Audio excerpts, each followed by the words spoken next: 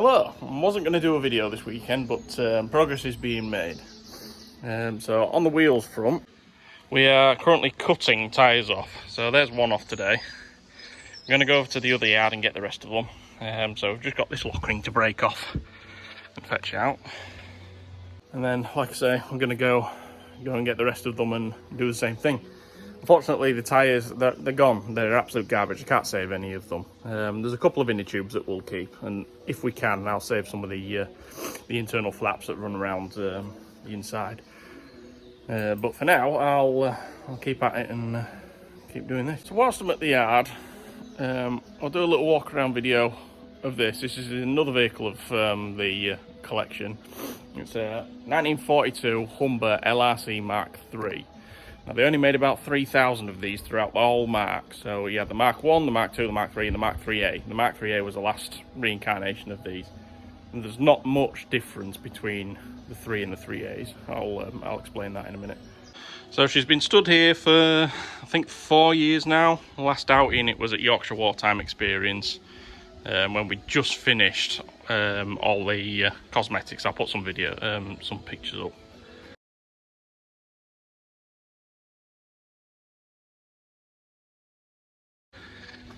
So as we see, move the can.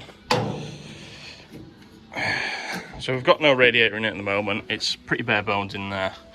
Route's 4.2 litre straight 6, I think. 4.2 thereabouts. Brand new bonnet. All the metal works relatively decent. I mean, the story was it was sold at auction after the war and converted into a coal lorry, which I'll also put another picture up. So they cut the armour across here. That's what that is. That's a cut across there, and then this got welded back on. I'll come to that in a minute.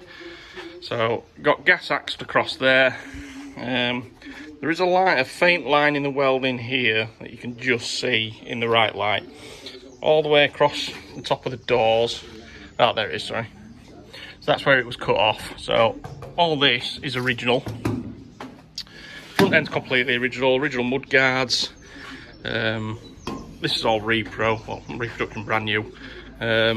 All converted from boilerplate. Oh, sorry. There's the weld. You can just see that's where it was cut. So from here all the way down there, levels off on that weld there. That's all original. This is boilerplate turned inside out. It's the same gauge, same thickness and everything as the original specs. Nice original Wehrmacht petrol can, jerry can even. So we've custom made these racks. We've got pictures of racks and all sorts on there. Access around here is pretty bad because Dad's got a load of scrap metal around here. You've got to have an umbrella on a British vehicle. Custom canvas cover for the Bren mount and turret. You've got a commander's hatch there, and this little thing's so you've got an aerial base there, and when you fold it down, it simply just hooks up under there. Looking inside, she's not very. It's pretty dark in here. Hopefully you can see this. So there's your gunner's seat. Rear ventilation flap. It's not a good visual hole. You can't see much through it. It's literally for ventilation. Driver's seat. It's currently a beer crate. So yeah, she's pretty bare bones on the inside. So, but outside she's complete.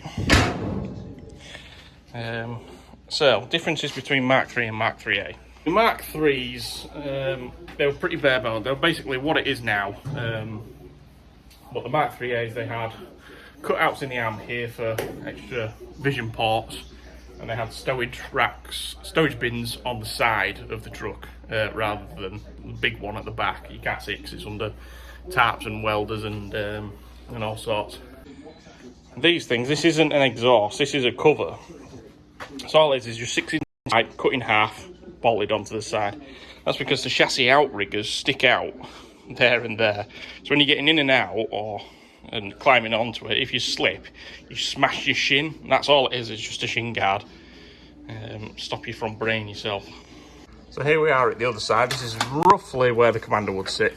He had a fold-up seat that pivoted here, and it had a cushion on the front that you could roll over the top, and he could stick his head out of that hatch there. So we do have all the metal work to go around the bell housing, the gearbox, and all that. We've got all that. I got halfway through needle gunning the inside, and then we had to move shops. So this whole top section is all reproduction, like I said. We copied another one. Oh no, sorry. This one was used to copy and build another one. And I do believe that one was in the Dave Rowlands collection from the 90s. So if you're familiar with Humber LRCs, we used this one in the 90s to copy to build Dave Rowlands, which then subsequently went to Alex, and then it's over in Holland, I believe, now. There's a quick walk around of the Humber LRC. We can't get it out because it doesn't run, it doesn't drive. It will. It had its engine rebuilt, and it does run quite nicely. But like I say, nothing's plumbed up. We've got brand new fuel tank. We've got no fuel lines. That's not installed either. It is literally just a looking at piece.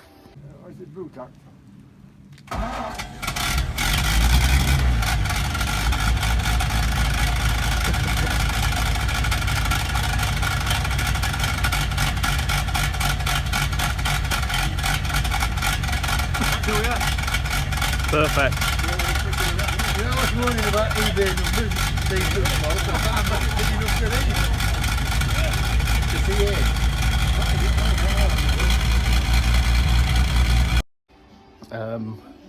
The future of it is unknown. We've sort of run out of steam on it. It's big, it's heavy, it's not easy to get in and out of either. We used to have a tally on the side of it of how many times we banged our heads getting in and out, or body parts, arms, legs, elbows. It's just awkward. Dad's getting on a bit now, so he doesn't want to be getting in and out of it all the time. I'm busy with the Rio now, as you can see, with all the wheels and that. That's taken up all our time. So we're not sure what's going on with it. I'd like to finish it. I'd at least like to get it driving, just so we can hear what it sounds like. We've got a brand new full 3-inch stainless system on it, so I want to hear what it sounds like, because these Roots engines sound amazing. She is 95% complete. Some of the metal works down here. You can see some bits down there. There's the radiator shroud there. Like I say, we've got the radiator. That's all been recored. That's all brand new. The metal work's absolutely faultless because it's half an inch thick everywhere. Brand new wheels and tyres. Well, I say wheels, sorry. We got all these blasted and painted properly. Split rims as well, not bloody stupid lock rings like I've got. Brand new tyres, 916s, that have got 0 miles on them. They've been up and down the lorry beds, and that's it. Like I say, we've got the fuel tank, that's where it comes out. Yeah, like I say, if anybody's genuinely interested, please get in touch. We can always talk prices from there. I'm not saying it is for sale, but if you are genuinely interested, because we don't want to be messed about, give us a bell, because the last thing I want to see is this just rotting here, just wasting away. So that's that split and tidied away. Oh, hey Alf. Hello Alf. Little old man. Look at that little grey face. Aww. So yeah, waiting for Dad to come back with the van. I'll go get the rest. Whilst I'm waiting for the van to come up, I'll talk a little bit more about the LRC.